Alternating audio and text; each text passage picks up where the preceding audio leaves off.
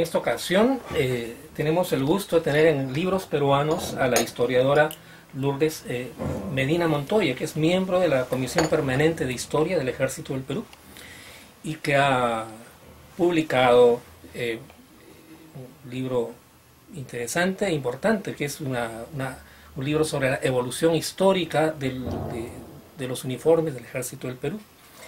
Y además podemos ver sus contribuciones para la Comisión Permanente de Historia del Ejército, por ejemplo, en esta Historia General del Ejército del Perú de 1984, cuando la dirigía el general Germán Parra, y estaba encargada de la investigación histórica y el procesamiento de originales. Sí.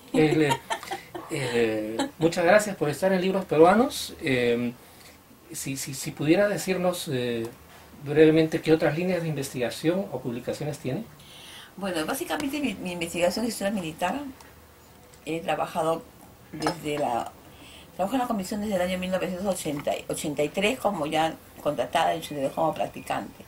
Entonces he investigado para la historia general del ejército que hizo Juan José Beca el tomo 3, que es la historia del ejército virreinal. Y indirectamente trabajé con Antón Guillén en unas crónicas para ver la historia en el ejército incaico. Entonces, pero mi trabajo en sí ha sido básicamente toda la etapa de la independencia, que hice la investigación para los libros de la independencia, que publicó el comandante Cereilán con investigación que hicimos nosotros. Entonces, básicamente he ido trabajando todas las etapas, directa o indirectamente, desde el ejército, cómo era la etapa de los incas, luego el ejército, si es que podemos llamarlo ejército en el virreinato, y luego ya en la independencia, ¿no? Entonces, y bueno, en la república, que es lo que más conozco. Claro, ahí. Y gracias. Y también estamos con Gustavo Montoya, ¿no?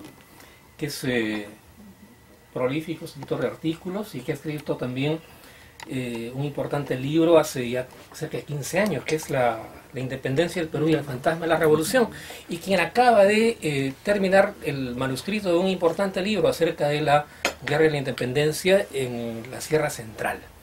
Entonces, quisiéramos comenzar con una conversación. Ustedes básicamente nos van a orientar y van a orientar a todo el público de Libros Peruanos sobre este tema, teniendo en cuenta que los ejércitos de la independencia fueron ejércitos muy politizados. Sobre ese sustrato, primero, por favor, empecemos resumiendo la campaña militar continental para que el público tenga una idea general de cuáles fueron los movimientos principales, ¿no? de esta gran campaña que culmina en los importantes triunfos de Pichincha, Junín y Ayacucho, ¿no? Entonces, hoy día es precisamente hoy día, 192 años. Claro que sí, claro que sí. Entonces, ¿cómo podríamos resumir para el público en general las líneas generales de la campaña independentista en el continente? Bueno, en realidad la guerra de independencia como tal se inicia pues a partir de 1809, ¿no? O sea, la guerra de independencia continental. Los primeros van a ser las juntas de Chuquisaca, Quito y La Paz, y luego ya Buenos Aires, que es cuando se inicia la guerra, ¿no? Los españoles en 1810, 1808, 9 y 10 ya se dan cuenta, ¿no? de que hay un movimiento, sobre todo Abascal, que era un hombre muy astuto, se da cuenta de que es una situación conflictiva la que está viviendo ya América, y a pesar de todas las reformas que va haciendo las Cortes de Cádiz, él las oculta, no las intenta siempre de que mantener, ¿no? En un sistema autoritario que impida, ¿no?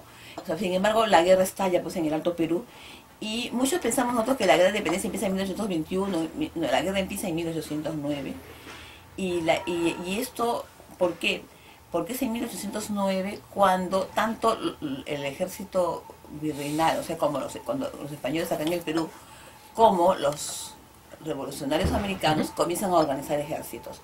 Antes de 1809, los españoles no habían organizado un ejército en el sentido estricto de la palabra. Eran milicias las que habían. El primer intento es en el siglo XVIII con el Manso de Velasco y luego con Amat. pero no había fondos para poder traer tropas europeas acá. Entonces, ¿qué cosa es lo que van a hacer? Van a formar milicias.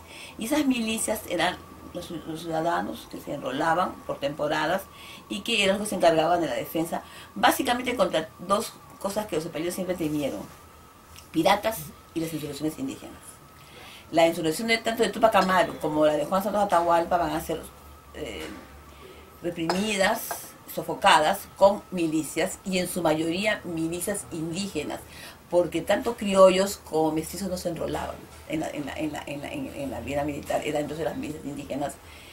Y ahí en esas milicias van a jugar un papel muy importante los curatos, llámese Humacagua, Rosas, que van a ser los que van a convocar a esas milicias, en unos casos fundamentalmente para defender al orden español, y por otro lado, Tupac Amaru, Juan Santos Atahualpa también organizan milicias indígenas que van a combatir. Más que milicias, en muchos casos son montoneras, ¿no? Entonces, esa evolución de la fuerza militar a través de la historia nos permite ir viendo cómo va evolucionando en el momento de la independencia.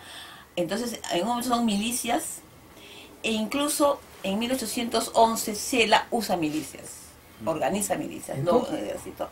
Pero ya Abascal en 1809 le ordena a Ramírez, y luego primero a Goyeneche, que no sabía mucho de vida, tenía grado de militar, pero no había combatido en ningún lugar. Entonces le ordena a un militar muy cuajado, que era Juan Ramírez, que había combatido de Tupac Amaru.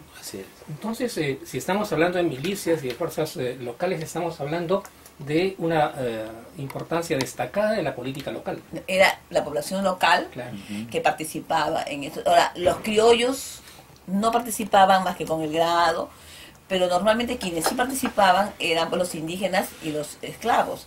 Ahora, las normas españolas desde 1540 nunca permitieron, desde la insurrección primero de Gonzalo Pizarro, nunca quisieron los Austria organizar un ejército acá.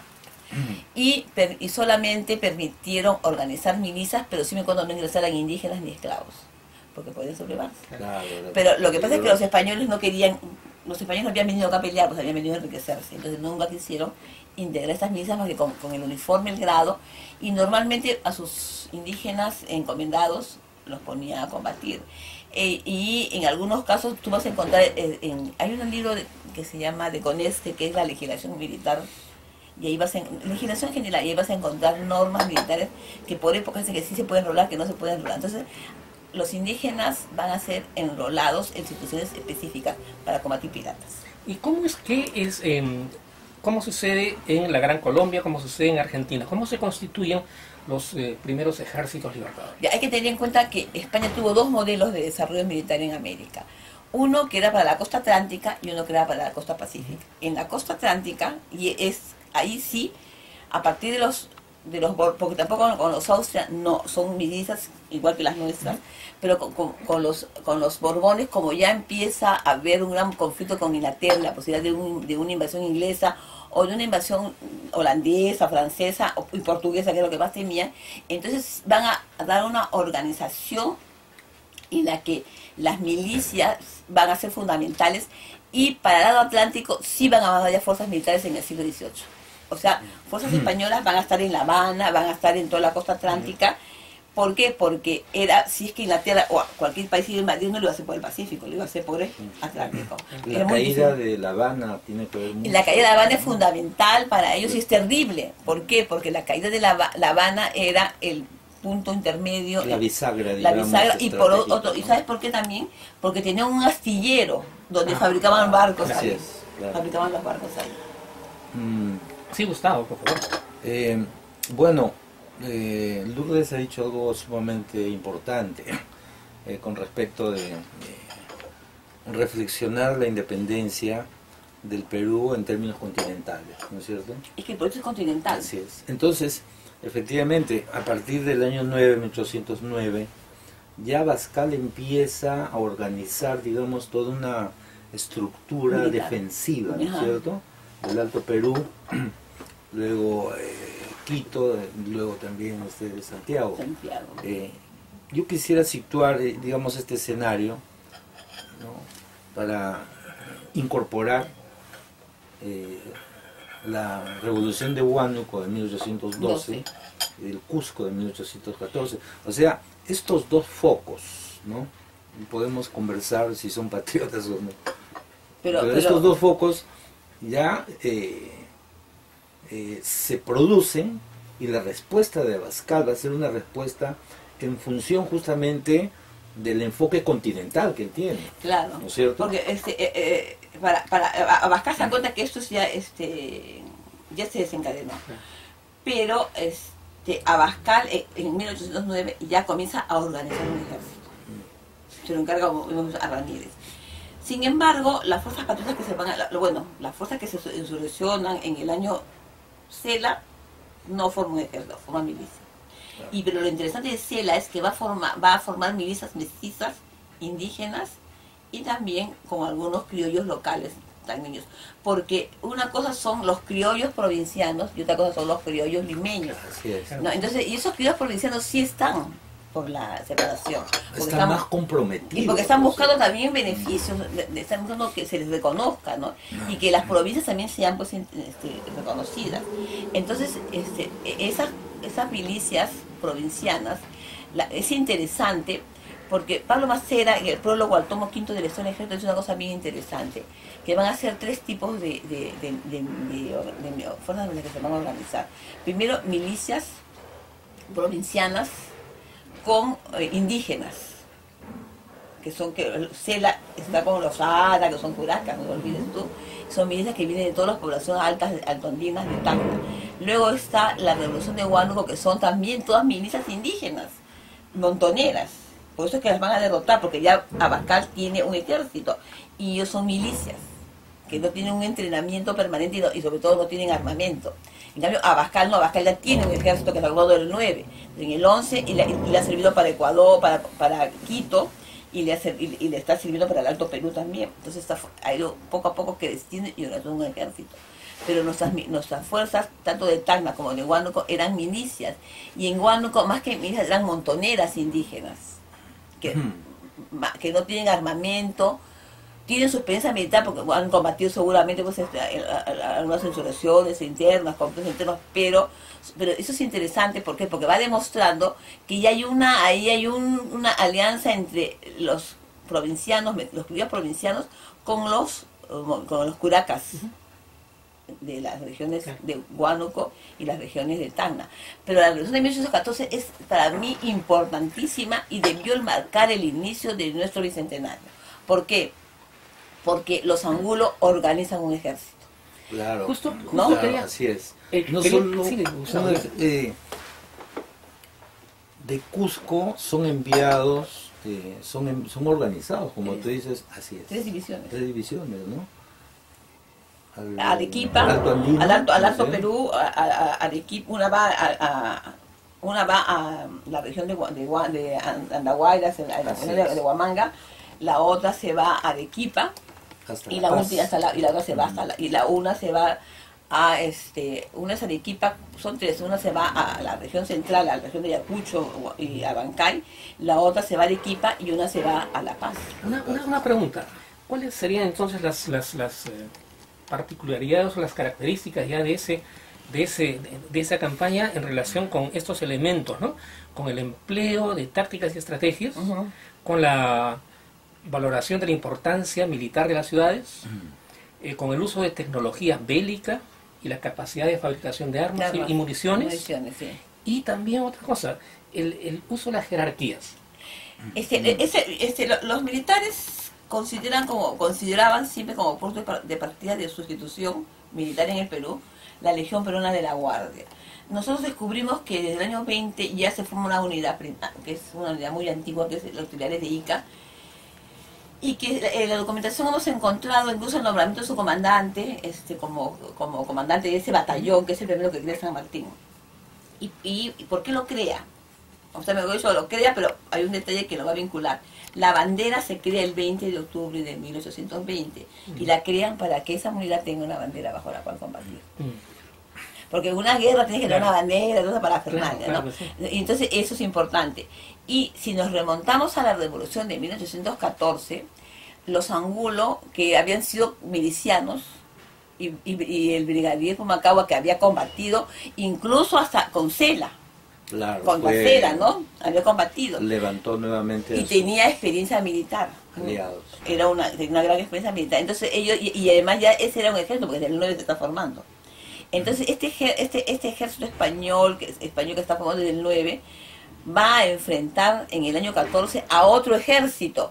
¿Por qué? Porque se van a organizar dentro de lo que ya manda la norma militar, que son las ordenanzas militares. Va a tener un Estado Mayor, va a tener un general en jefe y va a tener divisiones. Así es. Son 3 divisiones. Entonces ese es el primer ejército que nosotros organizamos. Por eso ese debería haber sido el punto de partida del Bicentenario. Pero como es el Cusco y hasta hoy día las provincias están relegadas, en realidad no se le ha dado. Y la gran independencia va a ser también en el fondo un enfrentamiento entre las provincias y Lima. Y Macera dice que esta revolución del 14 es el último intento provinciano y mestizo por querer encabezar y dirigir, liderar la independencia. Es muy interesante esto porque estamos entonces empezando a hablar de la participación política de las pequeñas ciudades De las élites. y de las élites urbanas. Sabemos que España trasladó a América su civilización urbana.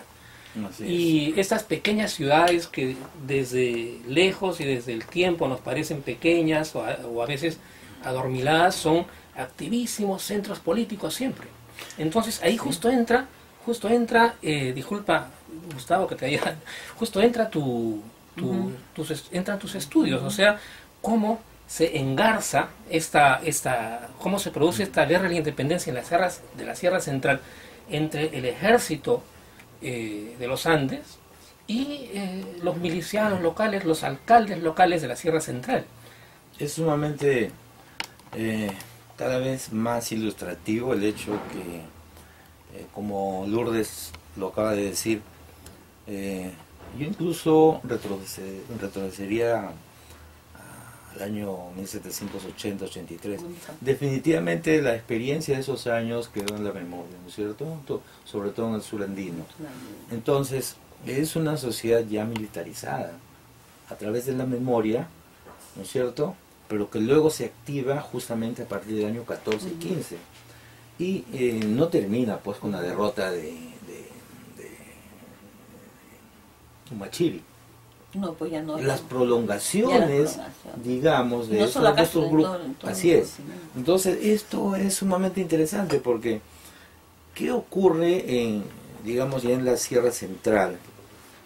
Si admitimos que existía un recuerdo, existía una memoria, ¿no? En Huánuco se invoca a Buenos Aires, o sea, los grupos, la mayoría de grupos mestizos, criollos, en provincias, saben lo que está ocurriendo en la periferia. Entonces, ¿qué ocurre a partir del año 20? Que estos grupos que conocen lo que ha acontecido guardan una prudente distancia del ejército libertador y luego del ejército realista, ¿no es cierto? Yo creo que hay un tema que no ha sido suficientemente explorado. O sea, en definitiva, luego sabemos cómo el protectorado, por ejemplo, en la Sierra Central, fue visto como un régimen de ocupación y por lo tanto la oposición de milicias, Ninavilca, por ejemplo, ¿no? Guzmán, todos ellos, ¿no? Se retraen, ¿no? Yo creo que acá hay una cuestión bastante sugerente para explorar en torno a la cultura política de estos grupos populares, ¿no? Siempre se ha hablado mucho de la participación popular, si hubo o no hubo, que si hubo silencio, no sé qué, pero mi trabajo ha sido reconstruir el ejército, ¿no es cierto? Y el ejército, la guerra es la continuación de la política por otros, y la guerra, y eso te permite a ti ir viendo que permanentemente han habido insurrecciones, no sé si no creo que hayan sido en el siglo XVII, XVIII por separarse hasta... Yo tengo una hipótesis sobre Tupac Amaru y vamos a conversar sobre un momento, pero yo creo que si tú revisas, han habido como hemos logrado nosotros a través de las crónicas recopilar como más de las que ha hecho Fela, como 200 y pico insurrecciones hemos nosotros recopilado, que era que se sublevaba, ya sea por cualquier cosa. Era un estado de guerra civil casi permanente. Permanente. Y no era eso, dos cosas, era eso o los piratas que venían y tenían que movilizarse. Fue una sociedad, no sé si militarizada en el sentido cierto de pero una sociedad a la defensiva, que estaba siempre a la defensiva y el del poder, digamos, claro, tenían terror, dice, los grandes terrores, sí se forman, los grandes terrores en toda la colonia fueron los piratas y los terremotos, ¿no? Porque te destruían. Habría que agregar un tercer elemento, que sería las insurrecciones indígenas, ¿no? Pero incluso la zona de Tarma, la Sierra Central, el Gran Pajonal siempre fue visto en términos de zona liberada, Juan ¿no? Santos Atahualpa, por supuesto, ¿no?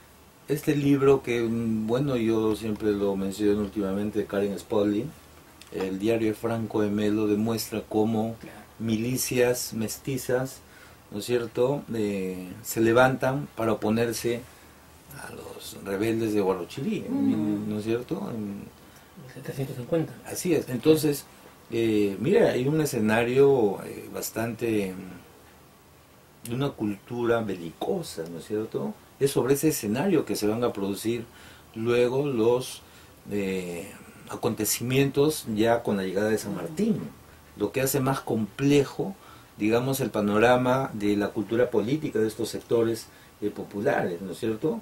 Que yo pienso que hay una primera etapa, ¿no es cierto?, de la trayectoria que hace Arenales, ¿no?, de Pisco hasta toda la ciudad central, ¿no? Así es, que baja por Huaura, ¿no es cierto? Claro.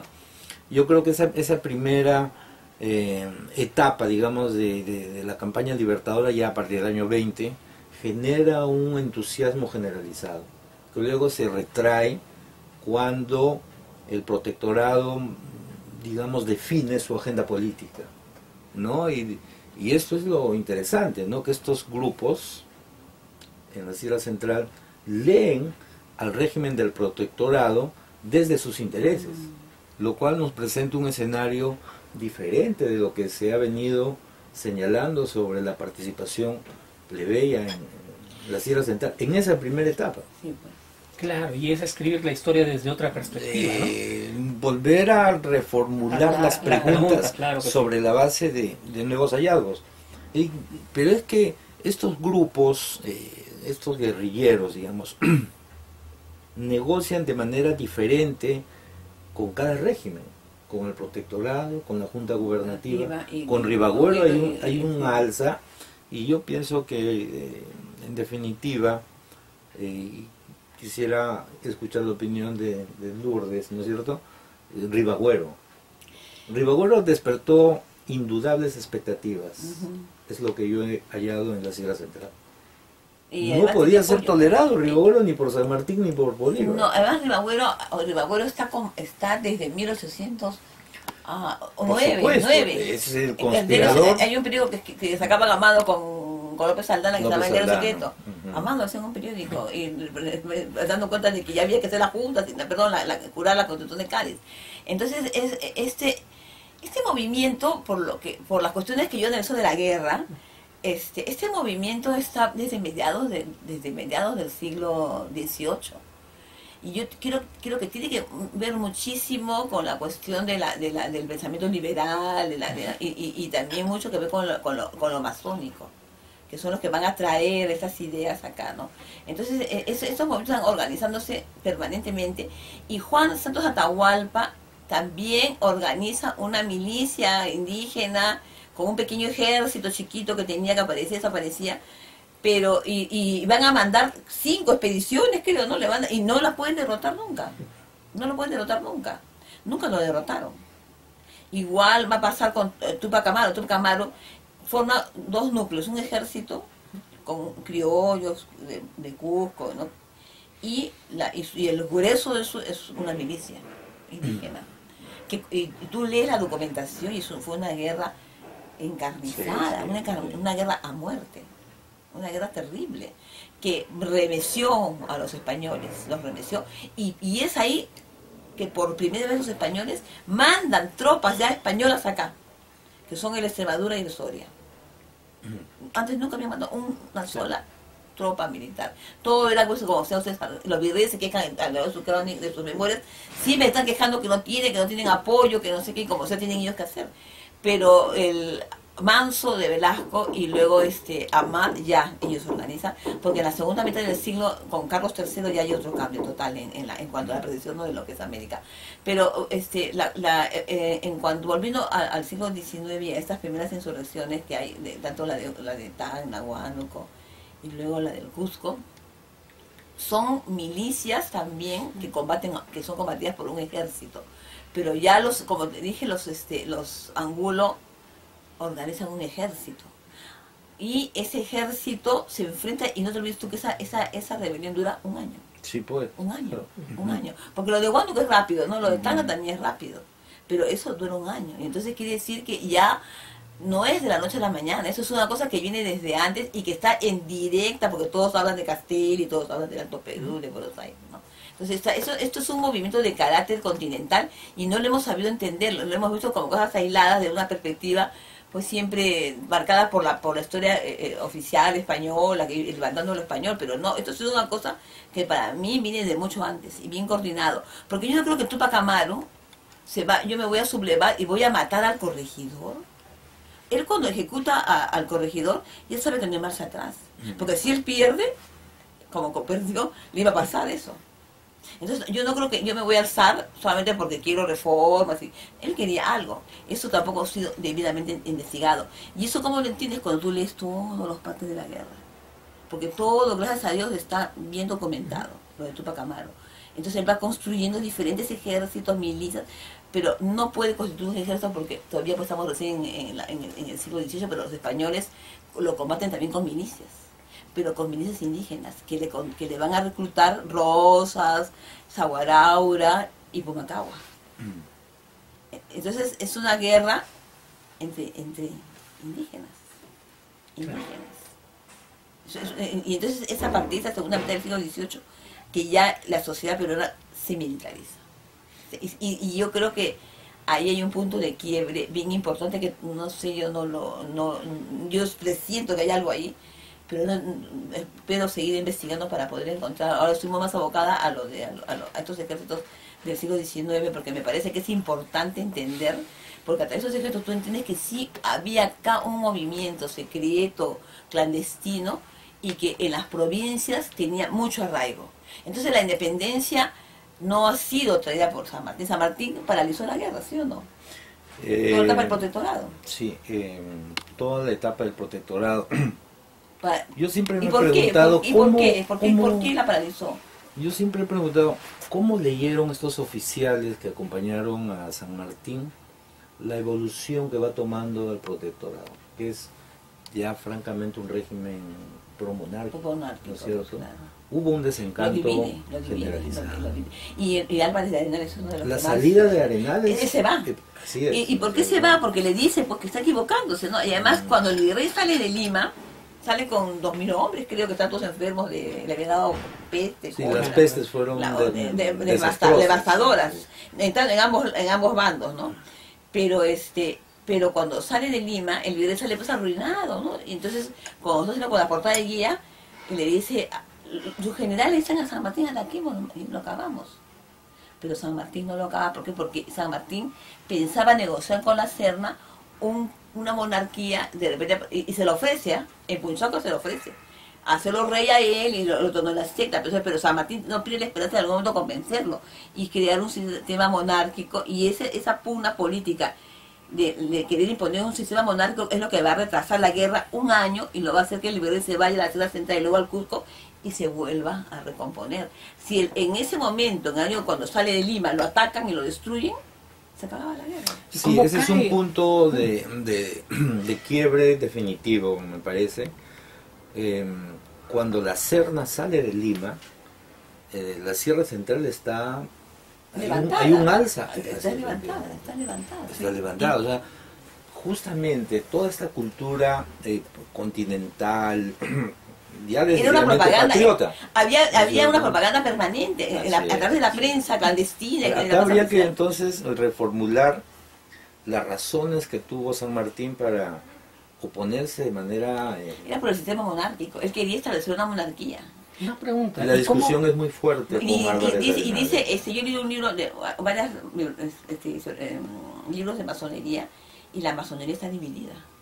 Y la reunión en Guayaquil es una reunión masónica.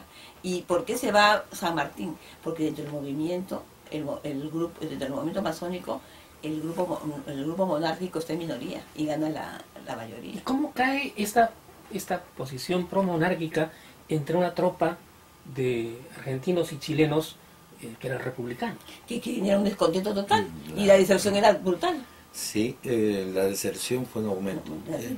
La deserción y esta crisis, digamos, del sentido republicano que pierde el protectorado, hace posible que la población en Lima se levante y Monteagudo es expulsado. O sea, hay un movimiento de masas, hay algunos estudios, pero me parece que debería quizás explorarse más la vertiente popular del movimiento de masas ¿no es cierto? En Lima, ¿no? En la Lima de Lima. Sí, el 25, 26, 27, 28 de julio.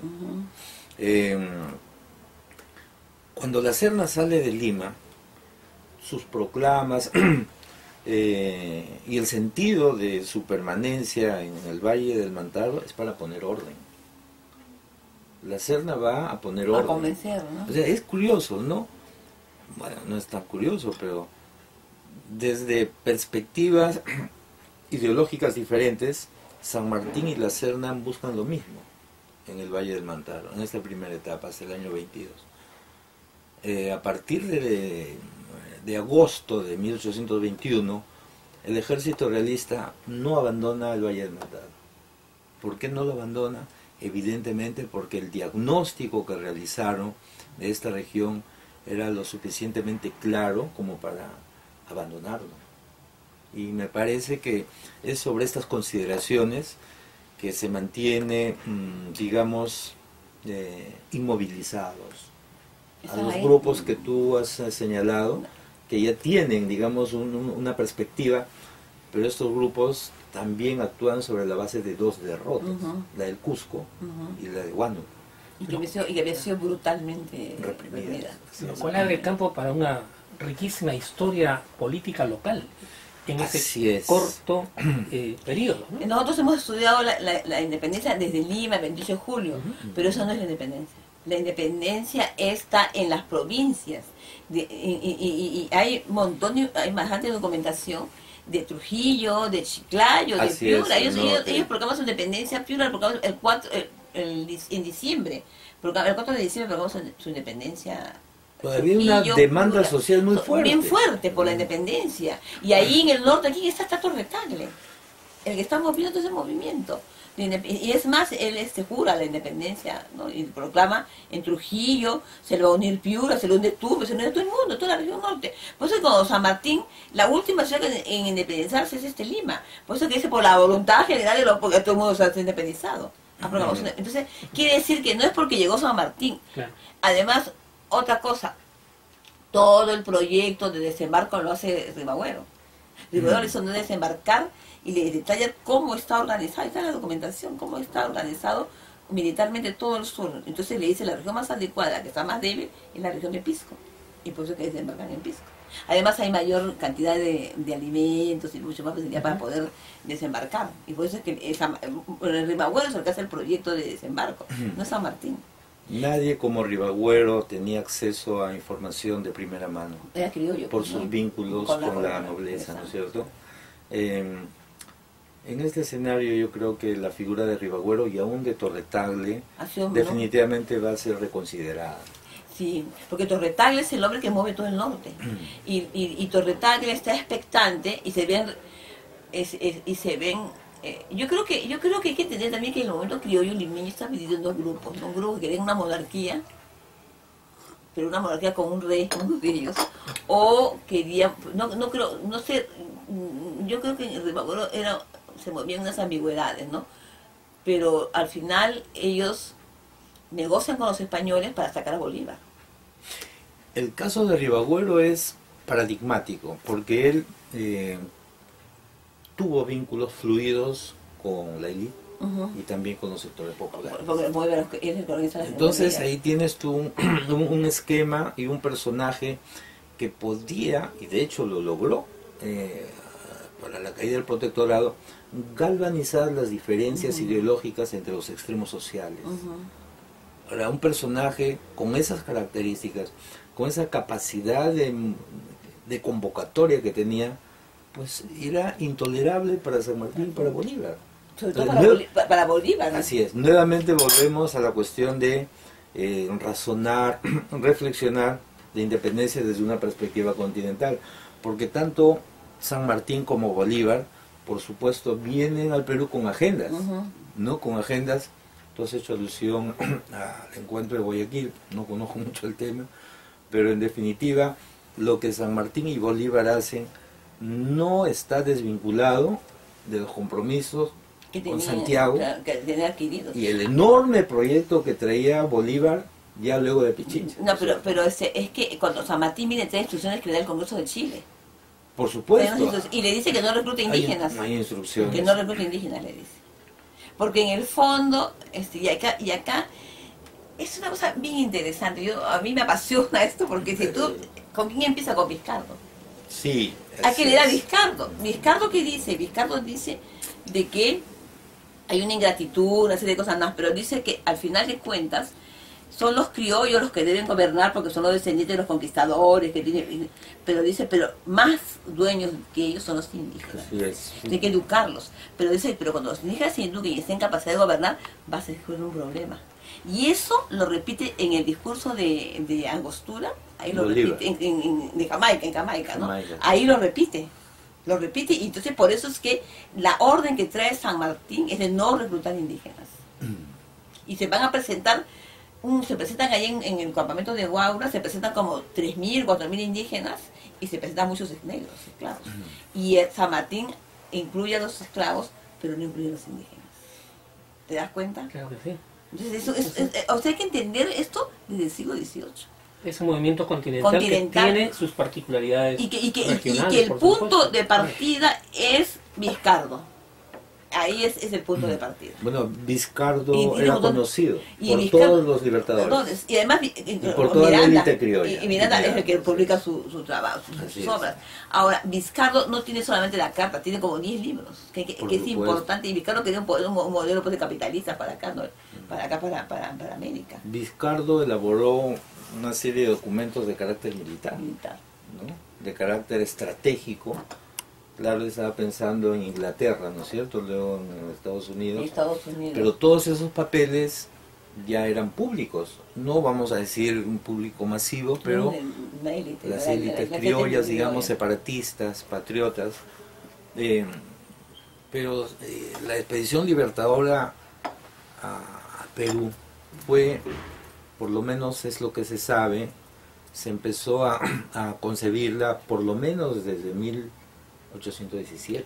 Se firma un tratado en el año 17, el 5 de febrero de 1817, se firma un tratado entre Chile Y Buenos y Aires, Buenos el Aires. gobierno de Buenos Aires. y ahí indirectamente está Ribagüero. Sí, y por supuesto la información que se manejaba sobre el estado social, Era dado por político y ellos, era militar dado por- en el virreinato peruano era más o menos fluido, ¿no es cierto? De manera que pienso que definitivamente hay nuevos elementos de análisis para reconsiderar las expediciones libertadoras. ¿Cuál es la agenda que trae, Sí, no es cierto? y replantear el discurso histórico, porque nosotros hemos dicho, Claro. bueno, que les vinieron, que vinieron, que vamos, no es verdad eso, no es verdad. ¿Y cómo lo saben? Por la guerra. Nosotros hemos dicho que la guerra contra la política. O sea, la política es la que determina el curso de la guerra, ¿no es cierto? Entonces tú te En vas otros dando cuenta casos que... es la guerra. Y es la guerra la que va marcando, pero esos vaivenes políticos se van notando en el desarrollo y en el Así es, desarrollo de la guerra. en la toma de decisiones. Y ahí se van, ¿no? y en las estrategias que van a adoptar también. Así es. Lo cual significa que la colección documental de la independencia continúa siendo Es básico. una gran mina para poder entender para todo seguir, esto, para seguir entendiendo todo esto. entendiendo todo eso. Esa Sin es- duda es una de las... Y no sé por qué la han criticado tanto y no le han dado importancia. Y hoy día pues es que es dificilísimo encontrarla, que se compran así. Cuando antes era tan fácil Era encontrar. fácil encontrarla, ¿no? Sí. Y yo tengo amigos que las han vendido cuando tenían plata y ahora están arrepentidos de haberla vendido porque esa es una fuente. Y los archivos. Así Los es. archivos en la Biblioteca Nacional, en el Archivo General de la Nación y en el Centro de Estudios Históricos Militares hay una gran cantidad de información que todavía está virgen. Hay planes para publicación para el bicentenario de nuevas fuentes. Esperemos que sí, esperemos que sí. El AGN Ahí está, está está tu haciendo, proyecto, ¿no? tiene Sí, su proyecto. está- La gente tiene su proyecto, la Biblioteca Nacional no sé, pero... Y en la Comisión de Historia nosotros hemos venido publicando desde el año 80, ¿no? De 1980 los libros.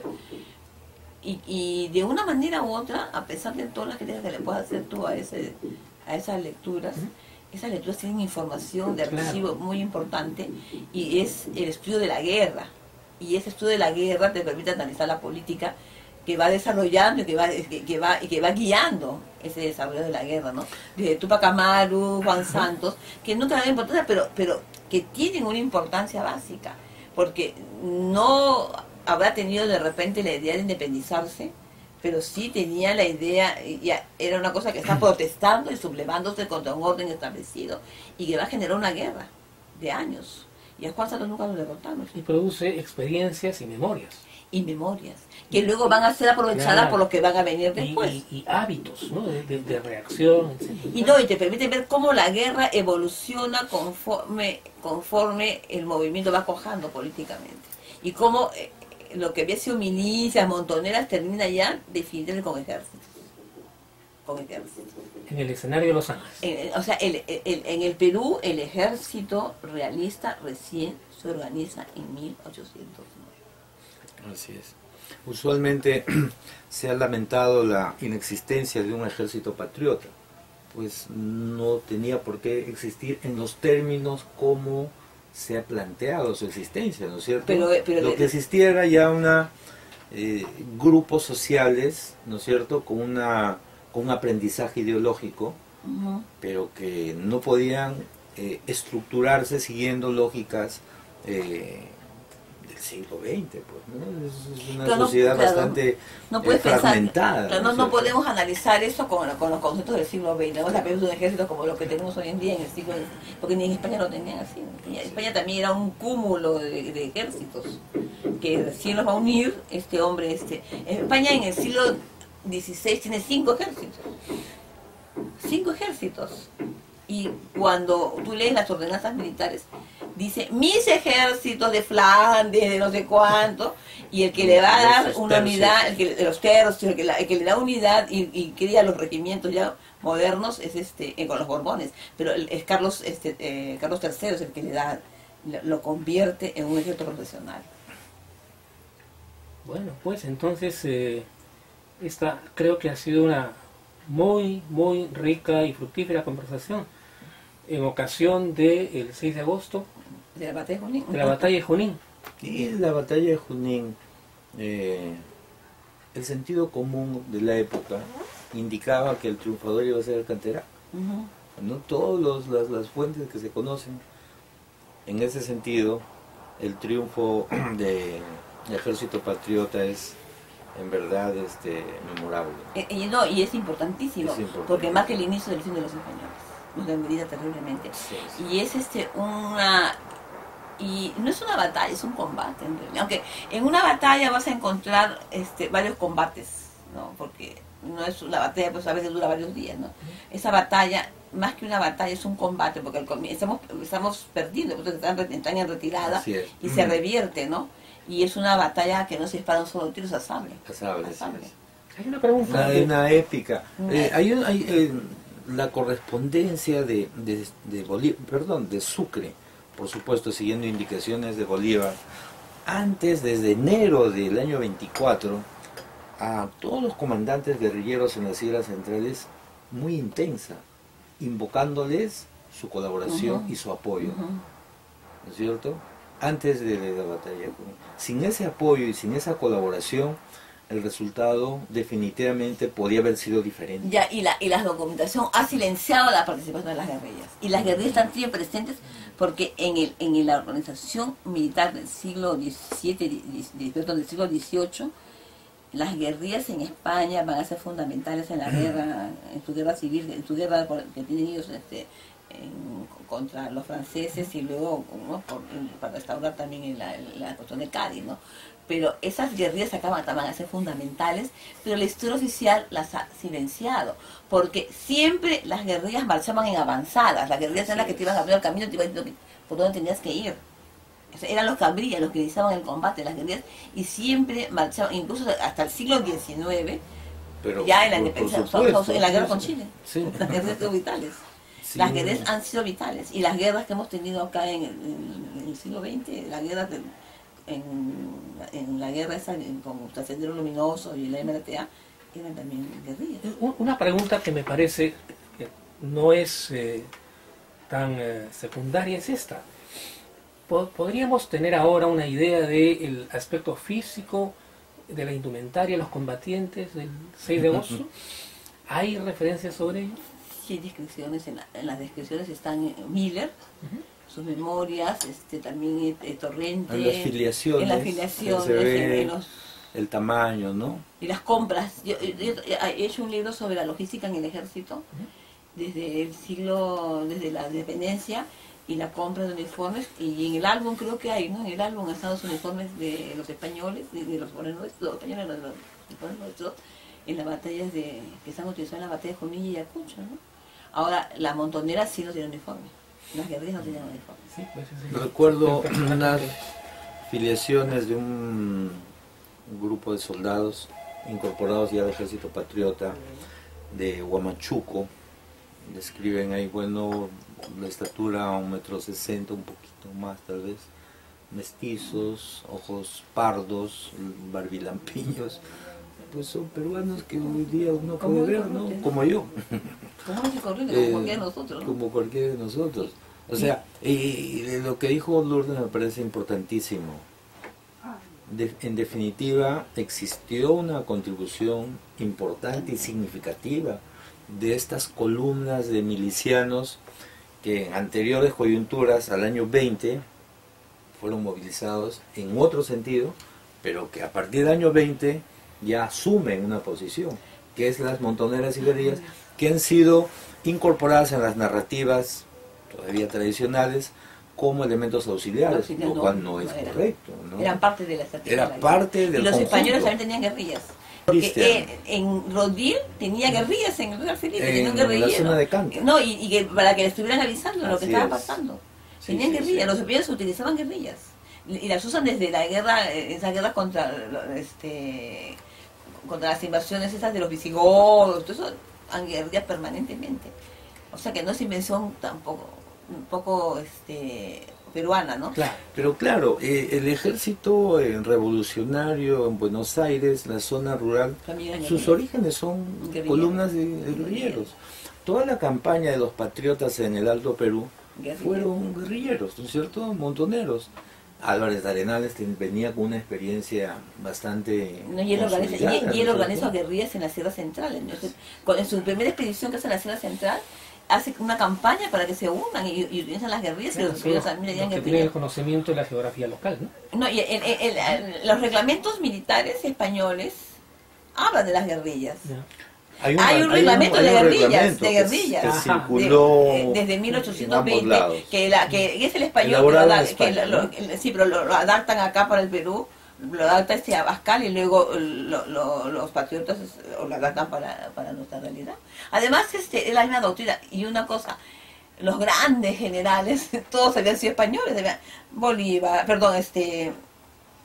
San Martín había peleado con los españoles, ya, pero en el caso peruano, Gamarra se formó en el ejército español. Santa Cruz, Gamarra, Castilla, Lamar, todos los grandes mariscales, todos han sido formados en el ejército español. No hay que ver eso como, bueno, era la tendencia. Pero es que era lógico, ¿no? Era lógico. Pero luego se pasan pues al lado. ¿De dónde si no van a venir? ¿No? Y te pasan y traen su experiencia y van a ser luego los que van a contribuir a organizar un ejército mucho más organizado. El ejército peruano, ¿no? El ejército peruano nace en el 20, o sea, el ejército formalmente con una bandera, uniforme y todo, nace en el 20 con los auxiliares de Ica y luego los leales los veteranos de Jauja, que luego se van a llamar leales del Perú. Son las dos unidades embrionarias que luego de esas todavía sobreviven los veteranos de Jauja.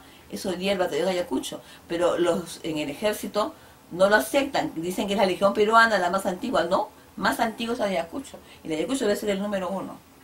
Es una pequeña guerrilla que yo estoy haciendo para que cambien, pero bien difícil, cambiar las mentalidades. Esos años, pues, de 21, 22, 23, porque el desarrollo del conflicto se dio en la Sierra Central. El destino histórico del Perú siempre se ha decidido en los Andes centrales, ¿sí o no? Su importancia, siempre. Y justamente uno puede reconstruir,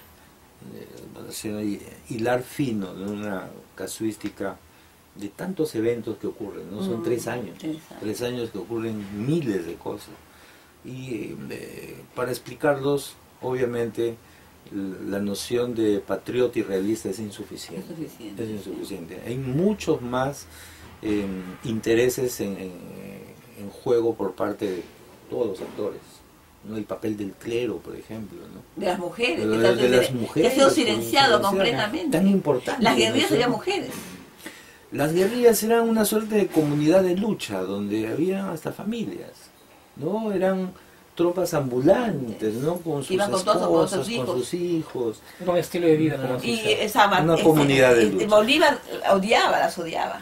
Sí. Pero sin embargo, ella se da la logística, porque eran las que se encargaban de conseguir los alimentos porque no había plata. Entonces, ¿qué iban? Se iban a las chacras, se pedían, pues los valíes, agarraban la comida y se paraban el rancho. Fueron hasta el siglo XIX. Hasta la guerra con Chile, esas guerrillas andaban siempre con sus mujeres, y esas mujeres eran claves. Y Castilla las permite, pero están silenciadas en los documentos. Sin sus compañeras, los soldados... No marchaban, ni que desertaba, tenía que ir con la mujer, con toda la parentela. El registro de eso, en el caso de la insurrección de Huarochirí en 1750 es clarísimo, ¿no? O sea, sí. Franco Melo no podría haber hecho nada sin recurrir a toda su red de... compadres, amigos, comadres, esa familia ampliada, claro, y toda esa negociación y Juan Santos Atahualpa tampoco, mira, porque Juan Santos incluso llega a formar un pequeño destacamento de mujeres, y eso está documentado, que estaban a cargo de una tal Doña Ana, que era la que dirigía ese movimiento de 50 mujeres, que eran las que se encargaban de, seguramente puede ser las espías, las que iban a ver, ¿no? Es algo paradójico, pues uno cuando viaja a la zona de Tarma, a la Sierra Central, el recuerdo de José Santos es tan potente. Creo que los historiadores haríamos mal en no hacer caso a estas voces, ¿no es cierto?, contemporáneas que evocan a José Santos en términos nacionales, ¿no? Y casi religiosos. Casi religiosos, y familiares. Y familiares. Entonces, falta mucho por investigar. Falta mucho por investigar. Muchas líneas. Falta mucho por la buena noticia es que hay jóvenes historiadores, quizás con mayor libertad, audaces, ¿no es cierto?, que buscan ir más allá de lo que nosotros hemos tal vez construido con dificultad y lo que nuestros maestros nos han enseñado. Lógicamente no se puede dejar de lado, ¿no? Son contribuciones básicas sobre las cuales creo que estamos avanzando, ¿no? Estamos avanzando. Claro, la tarea es hacer mucho más denso el tejido de la historiografía peruana, ¿no? Ese es el reto para el 2021. Para el 2021, sí. Reconstruir, ¿no?, a todos esos silenciados por la historia, ¿no?, que vino desde el discurso que crea Leguía en el año 21, porque es Leguía el que es de discurso, porque en el siglo XIX se daba mucha importancia a la batalla de Ayacucho, por lo que significó, ¿no? incluso se le dio mucha importancia a los guerrilleros. Así es. Pero en el proyecto, ese proyecto autoritario y civilista primero y luego el del oncenio, lo silencia y Leguía reconstruye un discurso histórico diferente. Y un detalle que se me estaba pasando, donde ya está Plaza San Martín, en la Plaza Cela, y ahí le habían hecho un monumento. A partir del año 28 se ordena que el gran líder de la independencia es Cela, y Tacna es heroica por lo que se subleva, y le hacen un monumento en la Plaza San Martín, y Leguía saca el monumento de Cela y pone a San Martín, y ahí nace ese discurso que nos han enseñado todos de San Martín y no sé qué, pero no es así. Es importante lo que Lourdes dice. La historiografía nunca está desvinculada del escenario en el cual se produce. El siglo XIX, como Sebastián Lorente nos decía, intenta crear su discurso también. Sí, es un siglo revolucionario. El sistema político se mueve en función del conflicto y la historiografía es un reflejo de también ese conflicto, ¿no? De ese conflicto, y la centralidad que tienen las montoneras guerrillas es importante. Pasoldán lo expone muy bien. Y Pasoldán y el de otro Leguía es el de protección protectorado. Así es. Pero el discurso histórico nacional nuestro, en el siglo XIX, a ningún gobierno le interesó construirlo. Y el primero que se da cuenta que hay que construir es Lorente. Y luego, paradójicamente, Vicuña Maquena. Es el que también se da cuenta, y en su libro sobre la independencia del Perú, él habla ahí, ¿no?, de que es necesario construir, y le da mucha importancia a todos estos movimientos desde el año los precursores. Hay una genealogía. Sí, y luego regional, y luego ya ahí, y bueno, y Pasoldán, ¿no?, que es la historia en sus 2 tomos de la historia de la independencia, es fabuloso, ¿no? Pero ahí queda, ¿no? Con la guerra con Chile trunca eso, y luego ya con González Prada surge el nuevo discurso historiográfico, pero a partir de la guerra con Chile. Y nosotros no podemos construir nuestra historia nacional sobre la base de una derrota. Chile sí la construye porque ellos ganaron, pero nosotros no podemos construirla. Y encontré un documento en el Archivo de Relaciones Exteriores en la que Pascual Ahumada Moreno ofrece hacer una historia integrada del Perú nacional en el año de 1892, después de la guerra. Y hay un documento y me pareció casi gracioso, ¿no?, que un chileno, que sean 2 chilenos, lo que se dan cuenta que hay que construir un discurso histórico para el Perú. Pero no se le da, bueno, tampoco se les iba a contratar, ¿no? Pero el Vicuña Maquena lo hace antes de la guerra, ¿no? Pero lo que sí me llama a mí, que hay que darse cuenta de eso, y que en el año 21 Leguía construye el discurso, pero sobre San Martín y Bolívar. Y eso no es, pues, y entonces con eso silenció a todo ese pueblo. Claro, tiene que ver también con que en esos años comienza a surgir, pues, un movimiento popular, ¿no?, tanto el Partido Comunista como el Partido Aprista, y supongo que para callar eso, porque todo tiene un contexto político, levantan, ¿no?, la imagen de 2 líderes, y con eso nos quitan una identidad.